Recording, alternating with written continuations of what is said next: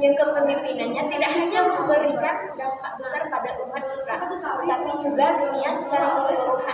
Beliau dikenal sebagai pemimpin yang adil, bijaksana, dan penuh kasih sayang dan mampu menghadapi berbagai tantangan dengan keberanian serta kebijakan. Kepemimpinan Nabi Muhammad SAW mencakup beberapa aspek, termasuk spiritual, sosial, politik, dan militer. Satu, membimbing umat Islam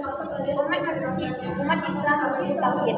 Nabi Muhammad SAW menerima pertama kali usia 40 tahun di Gua Hira, yang menandakan awal misinya sebagai Rasul Allah Subhanahu Wa Taala. Sebagai pemimpin spiritual, Nabi Muhammad memimpin umat untuk meninggalkan penyembahan berhala dan kepercayaan jahiliyah menuju ajaran tauhid, yaitu Allah Subhanahu Wa Taala Maha Esa. Beliau menekankan pentingnya iman, ibadah, dan moralitas dalam kehidupan sehari-hari. Melalui dakwahnya, Nabi mengajarkan nilai-nilai universal seperti keadilan, kejujuran, kesederhanaan, dan kemandirian terhadap sesama orang.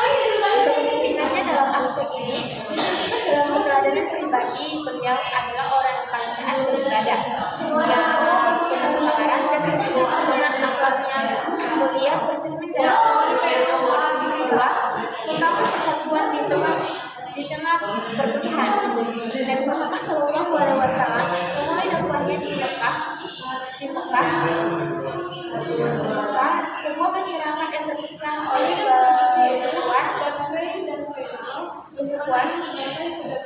ketidakadilan sosial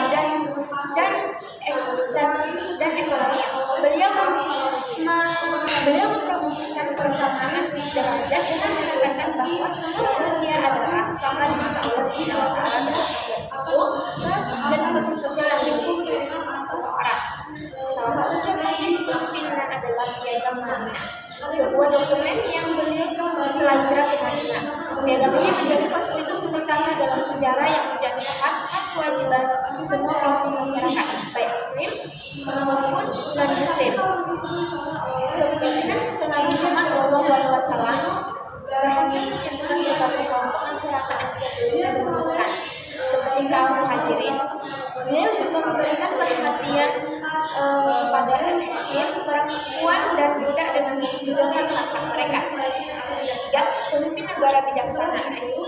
Setelah hijrah ke Madinah, Nabi Muhammad SAW tidak hanya menjadi pemimpin agama saja, tetapi juga pemimpin negara. Dalam perannya sebagai pemimpin politik, beliau menunjukkan kemampuan luar biasa dalam memimpin masyarakat yang multikultural. Dan Muhammad SAW memerintah dengan adil berdasarkan hukum Allah dan mengutamakan musyawarah dalam pengambilan keputusan. Yang keempat, strategi dan etika dalam perang.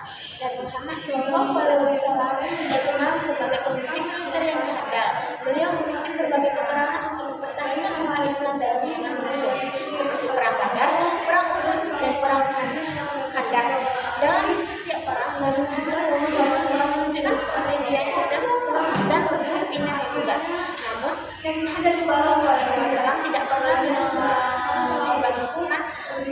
mengorbankan perang tanpa alasan yang sah. Beliau juga berperang untuk mempertahankan diri dan melindungi hak umat Islam.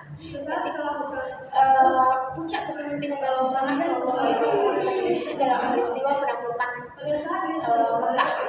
Ketika Mekah berhasil ditaklukkan tanpa pertumpahan darah, Nabi Muhammad SAW menunjukkan sifat pemaaf dengan memaafkan musuh-musuhnya, termasuk mereka yang pernah menyakiti beliau. Dan yang terakhir, kepemimpinan dalam keluarga dari kehidupan pribadi. Sebagai kepala keluarga, Nabi Muhammad SAW adalah sosok yang penuh kasih sayang dan perhatian. Nabi Muhammad SAW membantu pekerjaan rumah tangga, memperlakukan istri-istrinya dengan lembut dan selalu memberikan teladan akhlak mulia kepada anak-anaknya. Kepemimpinan beliau dalam keluarga menjadi contoh bagi umat Islam tentang bagaimana membangun rumah tangga yang harmonis. Sekian dari saya. Terima kasih. Bagus.